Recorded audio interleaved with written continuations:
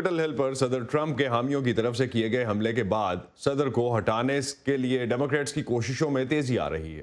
ایک طرف بات کی جا رہی ہے صدر ٹرمپ کا مواخذہ کرنے کی، لیکن اس سے پہلے نائب صدر مائک پینس پر ایوان میں موجود ڈیموکریٹس کی جانب سے یہ دباؤ ڈالا جا رہا ہے کہ وہ 25ویں ترمیم کے تحت صدر کو عہدے سے ہٹا دیں۔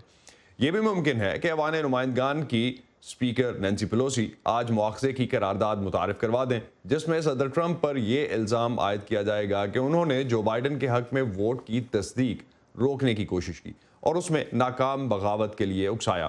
تفصیلات کے لیے چلیں گے نخبت ملک کی جانب، جو کہ کیپٹل ہل سے ہمارے ساتھ ہیں۔ نخبت، صدر کی حلف برداری میں چند دن رہ گئے ہیں، ایسے میں مواخذے کی کارروائی کیسے ہوگی؟ جی اسد، صدر ٹرمپ کے عہدے کی میعاد ختم ہونے میں 9 دن رہ گئے ہیں اور اس بات کا امکان بہت کم ہے کہ سینٹ میں ان کا عہدے کی میعاد ختم ہونے سے پہلے سینٹ میں مواخذے کی سماعت ہو۔ لیکن کیوں ایسا، پھر کیوں پش کیوں کیا جا رہا ہے مواخذے کی تحریک کو پھر؟ جی، ڈیموکریٹس جو ہے وہ صدر ٹرمپ کے مواخذے پر زور دے رہے ہیں اور اس کی وجہ یہ ہے کہ اگر اس مواخذے کی کارروائی کے نتیجے میں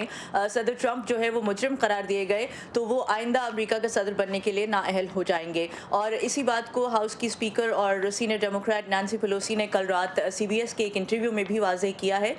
کہ صدر ٹرمپ کا مواخذہ کیے جانے کے بہت سے محرکات ہیں، لیکن ان میں سے ایک محرک یہ بھی ہے کہ آئندہ صدر ٹرمپ کو امریکہ کا صدر بننے سے روکا جائے۔ اور اسی سلسلے میں سینئر ڈیموکریٹ ہیں اور ہاؤس کے ممبر بھی ہیں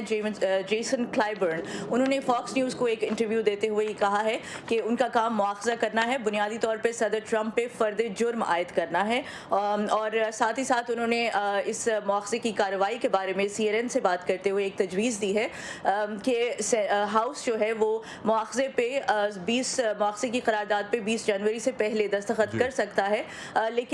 لیکن سینٹ میں جو ہے اس کی جو سماعت ہے اس کو تب شروع کیا جائے